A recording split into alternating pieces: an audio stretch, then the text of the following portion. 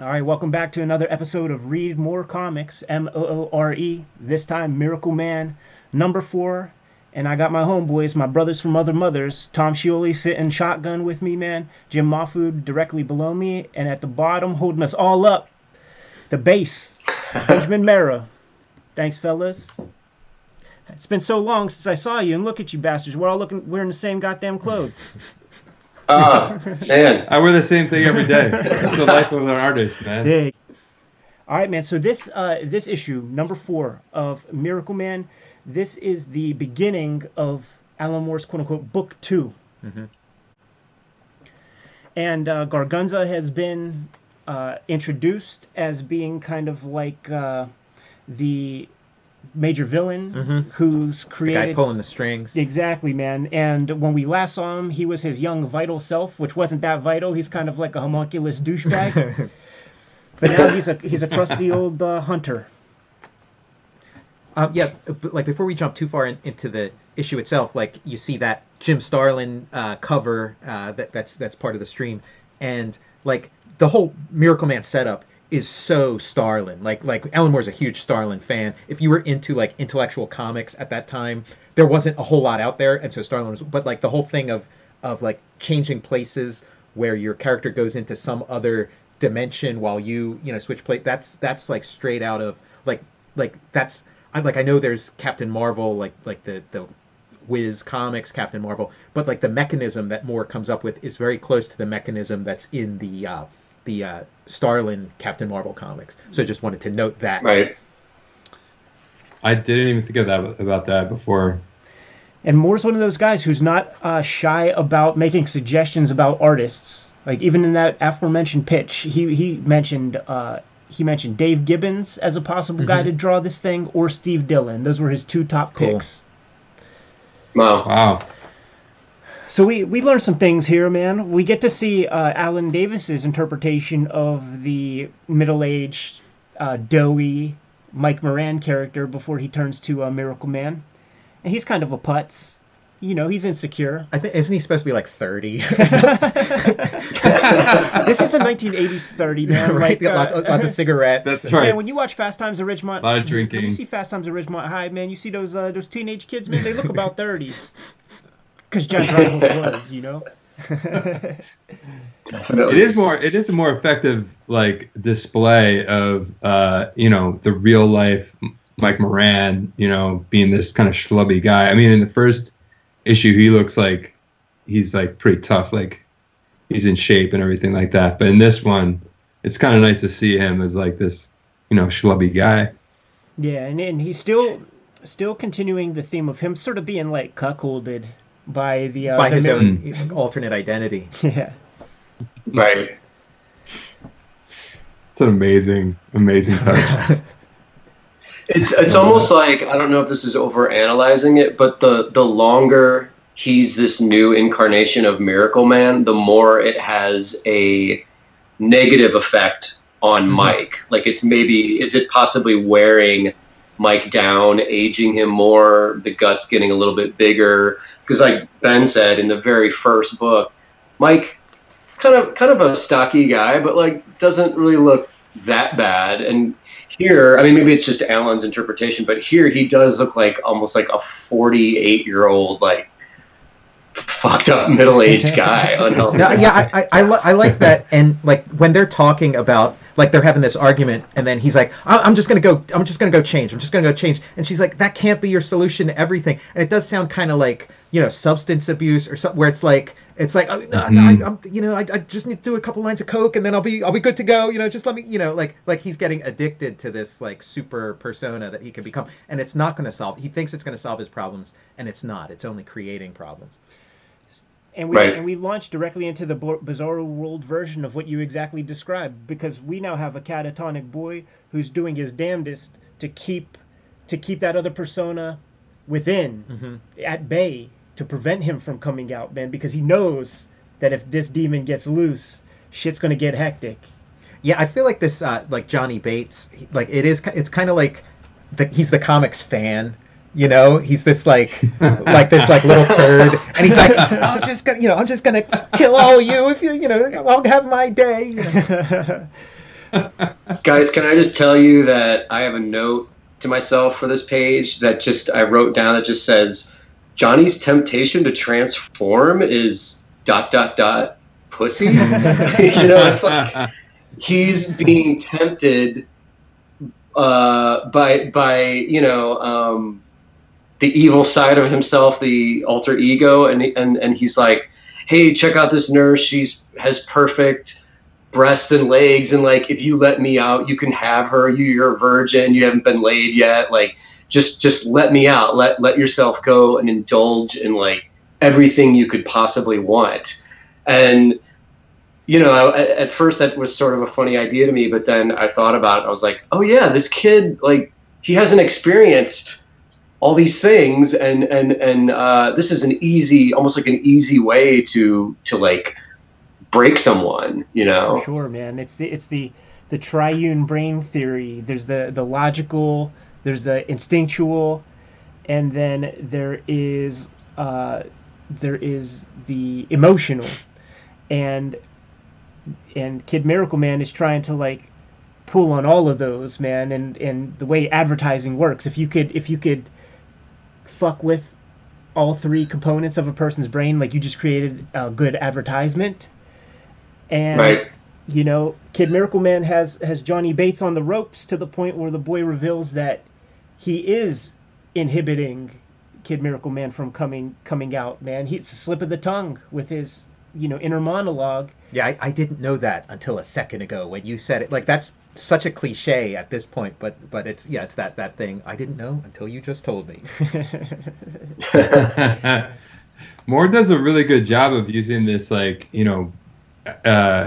this mechanism of the characters, of like the superheroes or the godlike creatures switching places with their mortal sort of representatives to like really define the characters themselves. Maybe not as much Miracleman, because he seems to be like just like this perfect person, but for sure, like Mike Moran, like we get way more understanding of his character. We get way more understanding of Bates's character versus like Kid Miracleman's character, just based on like this decision to like become another person. Yeah, like, Moore is not afraid of playing with known tropes or themes.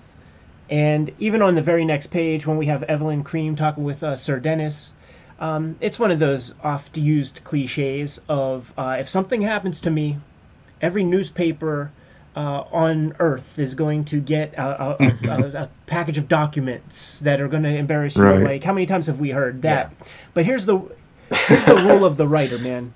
You could do whatever you want so long as you create a situation within the reader that makes them say, and then what happens? Mm-hmm. If you keep a motherfucker turning the page, man, play with those cliches and kind of like spin them around, play with them a little bit, man, and you can even use them in a certain way to like tease a person. Like, yes, I know that I'm playing around with something that we've heard a million times, but I bet you're curious where this is going. And I kind of feel that way with Evelyn Cream. I read Miracleman maybe even this time last year. I already forget about what happened to Evelyn Cream, and I'm stoked to kind of like get there in the story. Visually, with these first 5-6 pages, I love that we have on the left-hand side of each page the main story, and then the last panel of each page, the main long vertical panel, is these shots of the hunt. Yeah. Of like, what an interesting lyrical, almost poetic visual device going on here. I thought that was really interesting, that decision making. And once again, another one of those Alan Moore strokes that that we've seen from his earliest days in like 2000 AD, where there would be just such a tight kind of structure, even when he was doing these 4-page Tharg's Future Shocks.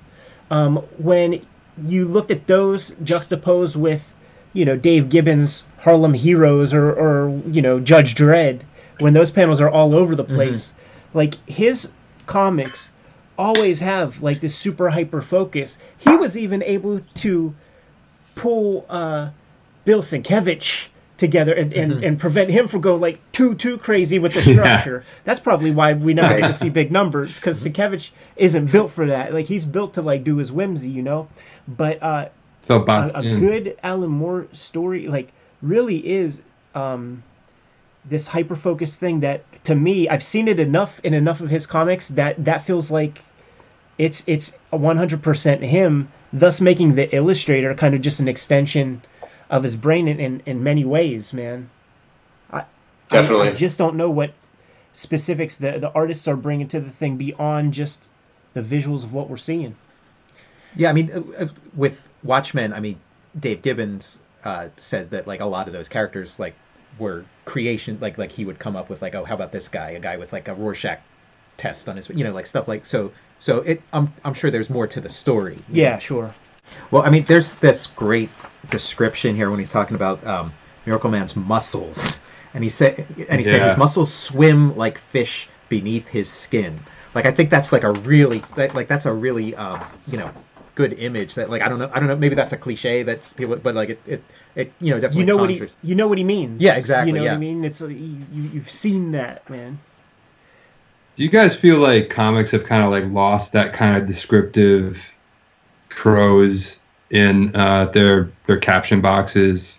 I feel like there isn't like a whole lot of like poetry in comics like this. Like, Moore is really inserting the power of like the written word to be like laid on top of the drawing. So now we're looking at that drawing with that description in mind, and we're absorbing the information from that drawing in a completely different way. Yeah, I feel like it's something that's gone in and out of fashion a couple of times since then. It was kind of like Alan Moore did it, and then people started copying it, and then it became like a cliche, and people pulled back and wanted comics that were more, you know, tierce and just you know, and then they got too tierce, and it came, you know. So yeah, maybe we're at a moment now where it's in remission. It could come back. The interesting thing about us sitting here in conversation, for cartoonists who handle every component piece of their own comic, like none of us use this kind of thing, and I have thoughts about that, because when it comes to like jobber comics, I always get the impression in most collaborations that everybody's trying to stand out. Like, it's not about making something as a unit. It's the writers like trying to get noticed, and so he's going to like overwrite and get purple. Mm-hmm. The artist is going to over render to try to stand out. And to try to get a good price for selling the original art. Yeah, all of that stuff. Yeah. Man. So like when it comes to like collaborative comics, you see this kind of thing far more than you do when it's a singular creator who is in control of every element of the page. I would say that Scott McCloud's Understanding Comics kind of like maybe shamed people away from this kind of description too, because he does talk about it as like a poor use of that comics should be more of like an equal blend of word and picture, and so like a Claremont or like Alan Moore in these cases where it, like he kind of categorized them as sort of like overwrite, like too much text, too much trying to impress. But you know, right, in that Alan Moore Conversations book, he has a whole piece, man, on Chris Claremont, like about just like because that was, you know, the height of American comics. So he's like, okay, well, let me see, you know, where the cutting edge is. Yeah. And he's just like, what are you fucking talking about, man? It's him and Gary Leach just going off, man. It's really good. Did he have anything to say about Steve Gerber? Because I always wondered if because Steve Gerber seems like the most direct progenitor to Alan Moore. Like he was doing almost Alan Moore comics. I don't recall his name. I love Steve Gerber. Yeah, I don't recall his name in there at all. Maybe it's the anxiety of influence. He won't say his name because he's such a direct influence. Right. I think Alan Moore is the only guy, like him and maybe Neil Gaiman, that can get away with this level of lyrical narration boxes. You know, it's just something that I think most people would avoid in their work, because if you can't get it to this level, don't even fuck with it. Maybe because like you're English, you know, like like an American dude just couldn't get away. Like, come on, who are you fooling, you know? Right. Tom, are you an Anglophile? I experimented with like doing some really descriptive, heavy descriptions and like really like florid purple prose in some of the earlier issues of Night Business, but it's only because I wanted like so that there'd be like descriptions of how like beautiful like the women are, but then you look at the drawing and it was like not. It was like this complete like opposite, and it's almost like you're trying. Like I was trying to like will the reader's imagination into believing that these drawings of these women them into were thinking. actually as beautiful, right? But but that was almost like a sort of satirizing. Right. That method, you know, of like you know the way that words and pictures can kind of play against each other. I employed it satirically too with Transformers versus G.I. Joe, the Free Comic Book Day issue. I had a page. It was called Silent Interlude, and like nobody's talking, but it's these massive text pieces above each panel, like just describing everything in like excruciating detail. That's great. That's awesome. This next chapter is, you know, Miracleman with some little Cockney kid, and it's kind of like Calm Before the Storm, shall we say, man? He's just kind of one of those quiet moments, right? And I guess it's a device that Moore is using to just create some separation in time and space away from Liz Moran, because we need to get this girl kidnapped. So that's a pretty effortless little chapter, man. Do you guys have any thoughts on that one? I mean, it does serve that purpose so that Miracleman's out of the house, so other things can sort of progress in the plot. But I do really like when Moore spends some quiet time with his characters. Like, you never feel bored or anything like that, and it's always usually some kind of insight into the character too. Yeah, it shows him as like kindly, like he's got a heart. You know, he can like, you know, even the superhero version of Mike Moran, he's not just all about like ripping people's heads off. You know, he's you know, kind of like a nice guy. He's indulging this kid and kind of showing off a little bit after the kid kind of like insults him. Yeah. There's a weird kind of I don't want to say homophobic thing going on of him like referring to Miracleman as a poof. Is that the British? Are you a poof or a Nero? A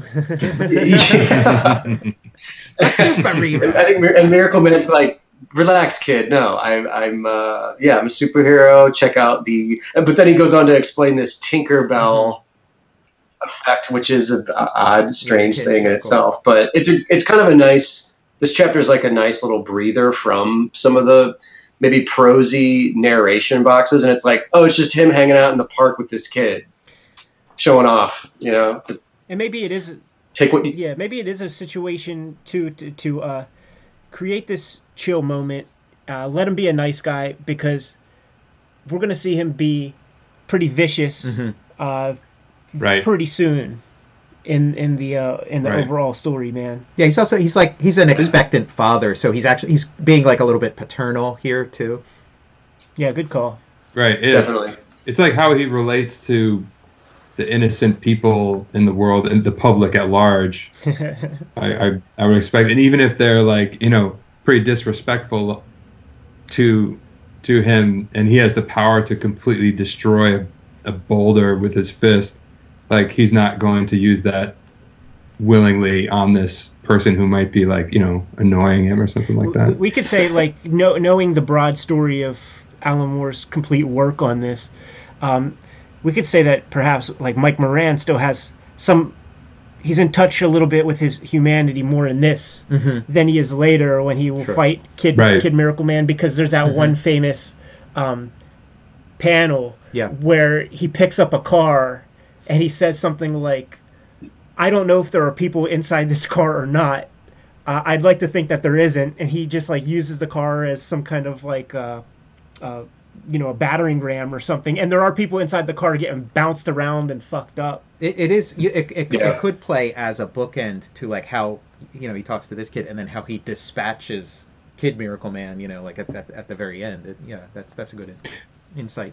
Well, it's a scene like this that gives that panel like resonance. It just shows you how bad he wants to destroy Kid Miracleman. Like, how desperate is he that he will, compromise like his moral center in order to like inflict pain on his enemy, on this particular enemy. We'll get there for sure.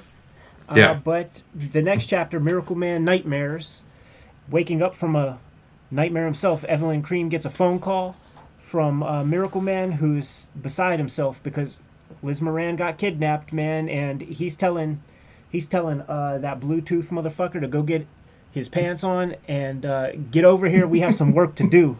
That dream, Yeah. that dream that Evelyn Cream had, like that's this like fantasy that's going to keep recurring in his story, and it's like I had to look some stuff up with it because he's like talking about Loas, and then he's talking about Baron Saturday, and like Baron Saturday is like something like I knew from like lyrics to a song and stuff, and I didn't know who it was, so I looked up Baron Saturday, and it's like Baron Saturday is like one of the Haitian voodoo Loas, and the Loas are kind of like the gods or the spirits, and he's like the god of death. And he's talking about being in the gardens of Baron Saturday, and that's like these gardens of death, the skulls and stuff. So it's like you read an Alan Moore comic, you learned something, right? Oh yeah, that's awesome. The layout and construction of this page, I really love. It caught my eye on rereading this. I was like, oh shit, with the the curvy dream nightmarish panels at the top, just that blue hand holding the phone, and then cut to yellow where he's waking up, he's in reality, he's dealing with the current situation. But this could almost be like constructed into like a psychedelic rock concert poster or something. It's just I love this minimalist color palette and the decision making going on here with the visuals. Yeah, it looks like Steranko or like a 70s Neil Adams or something. Yes, Steranko, yeah. I love that the hand in the dream reaches out and then grasps the receiver, the telephone. That's that Alan receiver. That's Alan Moore transition, man. The stuff that he will lean heavy on in his essays about writing comics that he'll be writing around this time period in like 85, right before Watchmen. All that material was compiled in the Avatar edition of Alan Moore's Guide to Writing Comics, I think it's called, man. And that's something that I definitely want to cover on the channel in total with anybody who wants to participate in that conversation, man. Because just like I like that he wrote that before Watchmen. Just like, well, what? How is this possible? and you see he's crystallizing his ideas, in almost like putting his ideas in an order, so that when he begins Watchmen, he attacks that shit with fury and focus. But the beauty of participating in this conversation with you guys about this story right here is that we each read the thing, and we each take something different away. Like Jim, you're the guy, like almost exclusively you're the dude who's bringing up the color, which is really interesting to me, and is like just like adding a lot of thoughts and consideration in my mind as I look at this stuff, because I was almost like thinking about it as just black and white, because that was the original intent when it came to the art. But then you bring that dimension. It's a very cool conversation to have. Well, it's because the way I don't know much about color, so when I do my own color work, I only use like 3 colors or 4 colors. It's just the really easy minimalist way out of the conundrum of how do you color your own stuff, and it's like I think of things in terms of black and white line work and then what I'm going to add on top of that to make things pop.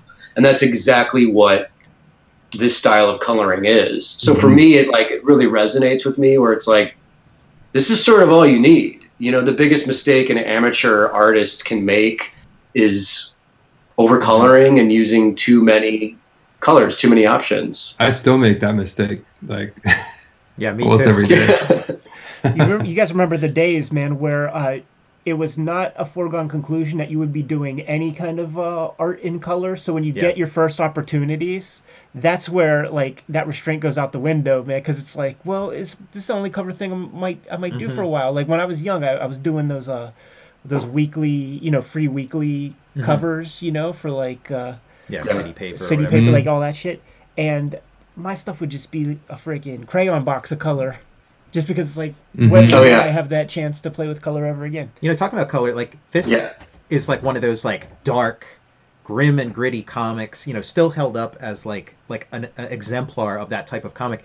And look at how bold these colors are. They're Mhm. so like no comic is colored like this now. And when they reprint this stuff, they tone it way back. They bring it into like all the browns and the beiges. Like it's very, you know. And when you know, like when you know, the Killing Joke or whatever was recolored, and it's a so conservative. right. Yeah, Oh. totally neutered. Oh, Really, Yeah. that is Yeah. like that is such a travesty that recoloring specifically for Yeah. that comic. yeah, especially since it's like the original, like it's the original creative guy who's doing it, so it's like self-inflicted wounds. Was that Brian Yeah. Boland's decision to do that? Not to get off topic of Miracleman, but why did that happen? That's just, I mean, that's, he thinks that's the way it, you know, it's like George Lucas or whatever. It's like this is my thing. This is how I think it should look. But it does seem like a giant step backward that comics has taken across the board. And really the only time you see colors like this now are when someone's deliberately going for some kind of like retro effect, or maybe if they're like showing Right.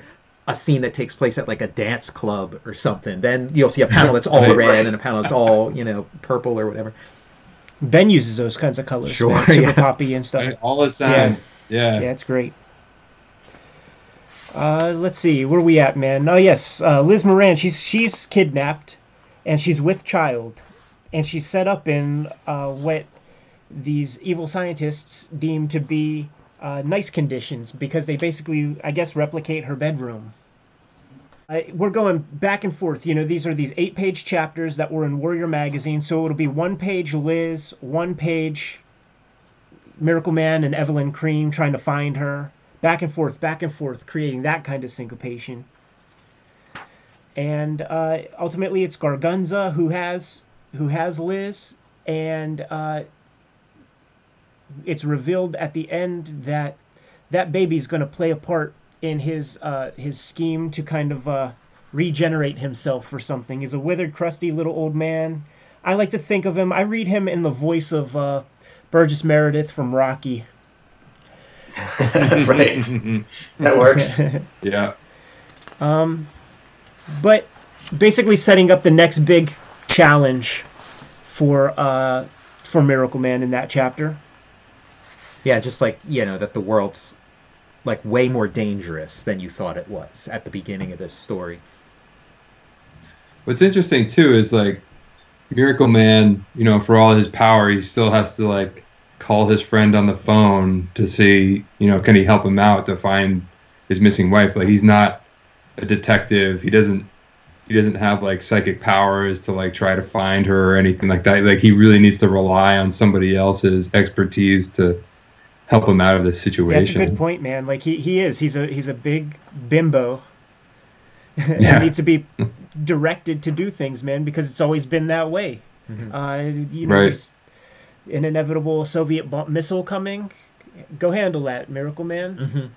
Yeah, and then there's just the simple like story, you know, like it's easier, like it's a more interesting story for him to talk to somebody else than to have like a thought balloon where he's like, let me reach out with the force and see where Liz is, you know. Right.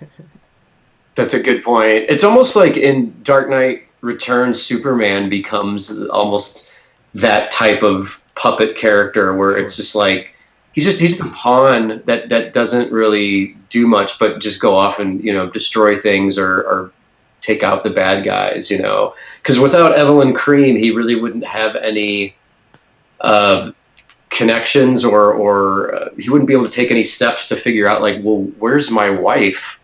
You know, it's like a very basic problem to solve, and he really can't do anything except, like Ben said, make a phone call and get Cream involved to figure out like what the hell's happening. These little bits that you guys are talking about, man, these are his tethers to humanity. Yeah. And Right. what will happen when all of those tethers go away? Stay tuned to future episodes. Can we go into that Miracleman family strip, man, the Red King Syndrome, where we see Project Zarathustra kind of like in the midst of going down with like a younger Dr. Gargunza and all the players Miracleman, Kid Miracleman, and Young Miracleman are all sedated. They got that little Wally Wood technology, that fishbowl on their head, and they're in these dream worlds, man, that are being analyzed by Gargunza. He's able to see what it is that they're dreaming about, and he's not too happy about it, man. Yeah, things are starting to change. This chapter is so awesome. Like the second page when they're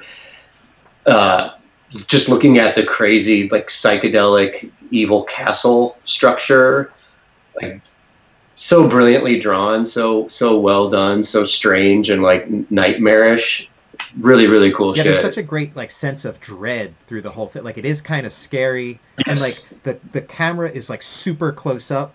It's very claustrophobic. Like when they're in that lab and stuff, and then it's kind of like all the characters in it are kind of in a nightmare. Like Gargunza's experiencing his worst nightmare, but then the characters inside are in this like just real disturbing, dreamscape with like just all this like weird imagery. Like especially when the imagery starts reflecting them and they see like themselves like sort of bound with these like hooks and wires in them and stuff. It's just really great stuff. Yeah. And they're still like their reality is involved to some extent. So, there are those their quote unquote manufactured reality. So just like little strokes, like the little Dondi polka dot eyes on little, Kid Miracleman, like those are good strokes because like that immediately in superhero comics makes you think of like C.C. Beck, the original source material kind of shit, man. Yeah. To me, this chapter is like one of those great examples. If you try to think about it in context of like most, say, Marvel comics or something, this is a great example of like show don't tell. Because basically what Moore is deciding to explore in this like 8-page sequence, 7-page sequence, whatever it is, I think a Marvel comic would probably have a page to cover this, and it would all be told in caption. You know what I'm saying? You'd see the characters with the fishbowls on their head. You'd see the little dream world, and then maybe you'd see the bad scientist standing over them to like drive home the fact to the little kids, man, that they're being manipulated. But just like the way everything plays out here is really good, really subtle, and I think you have to have a little bit of you have to have more respect for your readers in a situation like this, hoping and expecting that they will sort of get all the little bits that you're including here. Like this kind of subtle allusions to them, kind of waking up and shit, because it's not expressly said, I don't think, like in the dialogue, but with all this, dream town and all that stuff, like that's a great drawing too. That like sleepy town, this town, it's like in just this really great detail. It looks nightmarish. It probably looked really amazing in the original version too, because it's like a little bit bigger. Like it's a really intense drawing that you don't usually see, like that level of intensity of a drawing in like a standard comic. It really pulls your focus. It's well composed too, because you sort of have the Miracle family. They're super tiny off to the left, and then that thing's real dense on the right, and then in the middle is this like nice negative space. It's really amazing. The rule of thirds. Yeah, it's a really good sense of scale, and the colors are really crazy in this. Speaking of color, the colors are insane in this chapter. All hot colors, all red. Yeah, that pink with the green as well, like their selves with the wiring, the sleeping selves that are just like these pink structures, very strange. And I also love the vampire sequence. The vampires are drawn almost like something out of like old EC comics or something, like cartoonish, childlike versions of vampires. And the page after that where they're actually like fighting the vampires, it doesn't look like something that would be in a serious Alan Moore comic. It's almost like, okay, this is a scene from something else juxtaposed in with our Alan Moore style characters because it is a dream. I mean, like these guys are. I love These guys are such nuts about getting things right and including crazy detail and stuff. Like I wouldn't doubt that each of these, or maybe a handful of these vampires come from like the Mick Anglo Marvel mans, like they probably fought these characters, man. And Alan Moore's the kind of guy that would have the reference material to hand over to Alan Davis, like, yeah, do what you want, but make sure you include a couple of these guys. This like first panel where the vampires show up is like it's straight out of that Prince Valiant panel where like Prince Valiant sees like all these like sort of demons coming out, and Alan Moore employs that panel so many times in his work. It's in like one of his early Star Wars comics. It's like everywhere with him. It's got like a very Prince Valiant feel to it. Yeah, it's like a castle setting or whatever, medieval type shits. It should be noted that this chapter was drawn by John Ridgman. That's what I see in the credits, which is just a slight departure stylistically. Yeah, just enough to make it kind of weird. Is he a 2000 AD guy? Yeah. His name sounds familiar, and that's where I think that's where he's mostly from. Sure. Okay. For sure, but that's stuff is awesome. Yeah, I like it. Good use of black. Mm-hmm. I really like the little thing of Miracleman and young Miracleman are pushing the door open at the same time, and it's at that angle, and like he's like way up there pushing it at the same time. Like that's really inventive, and it's kind of one of those. It's like well thought out. Yeah, that to me is a total Alan Moore panel to me, because like it just makes me think of like some Tom Strong type of things where like the Earth like flips like 90 degrees, and how do you show that, and like just like really weird sort of senses of scale and actions applied to inanimate objects that are in sort of like a dreamscape. I just feel like Alan Moore has handled that sort of thing. I feel like Top 10 too probably has panels like this. And when you're thinking about like you're showing like characters who can fly and stuff, and a lot of times people show them almost as if they just like sort of walk and then they fly when they need to fly. Where here it's like you're going to move through a space differently as a person who can fly than you would as somebody who can walk, and he's like doing that thinking. Right. That's what this final panel, this final chapter is, though, man. It's the dream sequence, and we close on a very clear indication that Miracleman is a little bit restless in his slumber, man. Yeah, and it's kind of like Inception or whatever, where like your subconscious is trying to deliberately come up with crazy stuff to get you to wake up, to get you to realize the predicament you're in. Really, really good ending, because we sort of, as a reader, we imagine where things are going to go, and it's going to make me buy the next issue of Warrior magazine. Definitely. I have a question for you guys. Could you imagine yourselves drawing one of these scripts? Like, I don't think I would have the tools to pull this off, but like it's 1983 and you're the artist of the next chapter. You're working with Alan Moore. Like, how do you process that? Do you think you could pull that off? Off the top of my head, like I say no, but the way that he describes the collaborative process is that he's going to call you up, Jim Mahfood. He's going to have some conversations with you, and he's going to hear about all the records you like, and he's going to hear about the shit that you like to draw, and your favorite comics, and then he's going to go off and write this script that requires a page and a half to write a single panel. But he also describes that what that is a letter to you to try to excite the fuck out of you to get you to draw the thing. So like when we read these scripts in these books about Alan Moore or whatever, we're reading a letter from one person to another person. We don't have the proper context. So to me, they feel super daunting. Like when I read the script at Pictopia, I'm reading a letter to Don Simpson. Yeah. And these are the things Don Simpson like wants to draw. So I'm thinking like if you had the opportunity and you got to know the dude and work in the way that he's known to have worked in the past, like you're going to be able to write Alan Moore's, draw an Alan Moore script, because he's writing it to you, man. It's a band, Yep. Yeah. Good point. Yeah, I would be like shitting myself. Like it's an opportunity I would love, but I would be like, oh, you know, you don't want to be the guy who does the one bad Alan Moore comic. I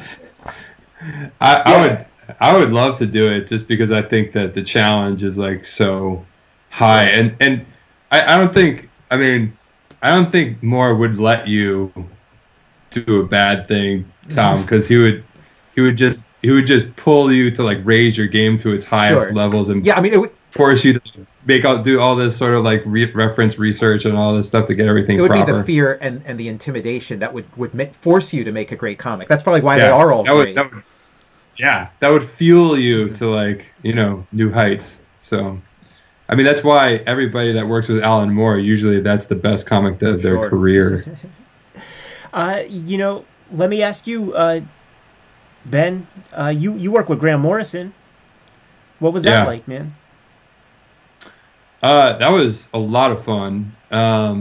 It was interesting because I've seen the for like page 1, panel 1 for Alan Moore's script. In fact, a friend of mine just texted me, like he just started reading Watchmen because of the TV show. He texted me like the first page of the Watchmen issue 1 script, and how like the first panel, which is just, you know, that small 9-panel grid panel of just the smiley face in the gutter, how it's just like this long full page description and notes and everything of just about what this panel means. And it was kind of like that with Morrison, because like the first panel, he really uses that, like you said, is just like, it's kind of an opening letter to connect with you as the artist. And so he starts to sort of like lay out kind of like, this is the panel, this is where we set everything off, and this is where we're going, and this is why these things are happening. And you know, so it kind of gives you the foundation to read the rest of the script and kind of put you in the right headspace from the beginning, panel 1. But Morrison's scripts that I've worked with him on, just 2. And Ben, let the people know where these comics appear. So they can be found in the new iteration of Heavy Metal magazine, and I can't remember exactly what issues they are published in because the numbering is continuous from when it left off, and I don't know where they were. But it is, if you look at the covers, you'll see my name on it, and those are the ones that have the comics in it. But his script writing is super efficient. He gets a lot out of each word, and it carries over from the previous description. So when you're reading it, there's this really gradual sort of like information collection in your mind, and it's a pretty awesome experience to read, and he completely trusts you as an artist, and I really get the idea that he sees it as very much like a collaboration of storytelling where he's providing this aspect, but you really have to be responsible for your aspect of it. So there's a lot of trust involved with his scripts. That's the feeling that I got.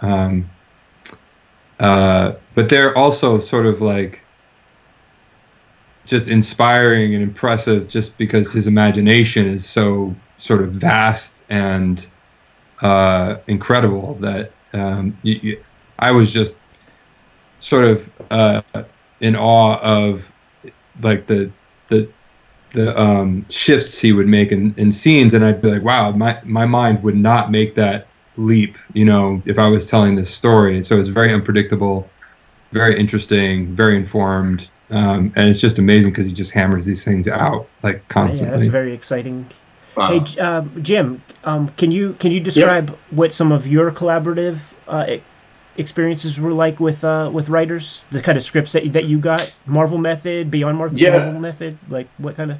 I mean, the first script I ever worked from was Kevin Smith with the Clerks book in 1998, and that is so dense with dialogue that my initial thought was like, where the drawings going to go?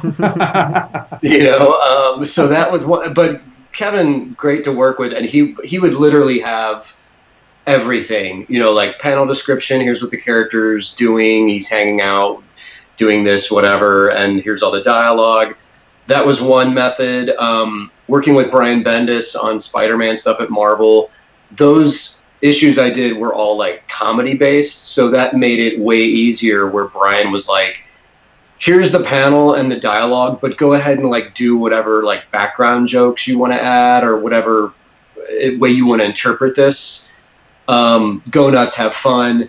And that was the same formula with working with Alan Martin on the Tank Girl stuff, because Alan is still doing the same method he did with Jamie Hewlett, where he just gives you an idea. He's like, here's the script, but go ahead and make it yours. Tank Girl can be wearing anything you think she should, hairstyles, whatever, background gags, again, all you. This is just a foundation, and the whole point of this is you take it over and make it yours and make it fun. So I've been lucky with like working with writers that know I should be sort of left to my own devices and kind of be allowed to get weird and stuff like that. So I've been pretty fortunate in that way. How about you, Tom? Yeah, I mean, it's like my main collaborator for a really long time was Joe Casey, and it was like we were shooting for at least our idea of what the Marvel method is, like not necessarily what it really was, but like so it was like very free. It was I felt like you were left to do a lot of the. I was left to do a lot of plot. stuff, and you know he provided everything that I would need to do that and stuff. Yeah, that was a good collaboration, and certainly like the longest collaboration of my career. You know, a lot of comics, a lot of time. Yeah, man. So that's a far departure from an Alan Moore, 2-page piece for a one panel, 1/9 of the page panel.